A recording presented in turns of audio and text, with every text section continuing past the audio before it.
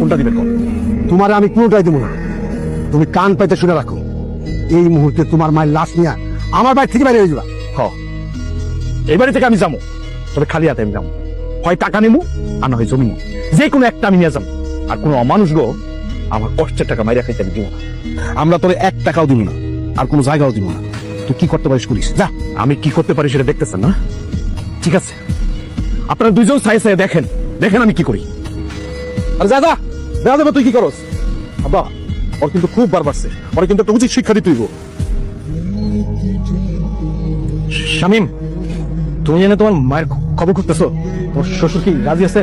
রাজি হোক বা না হোক তাতে আমার কিচ্ছু যায় আসে না। আমি আগের কাছে টাকা পাই, টাকার বিনিময়ে এই জায়গা আমি দখল নিছি। এই জায়গায় আমার মায়ের দাফন হইব, বাস এর বেশি আমি কিছু আর ভাবতে পারতেছি না। হাই হাই, এটা কি করতেছিস তুই? আমি কি করতেছি দেখতেছেন না?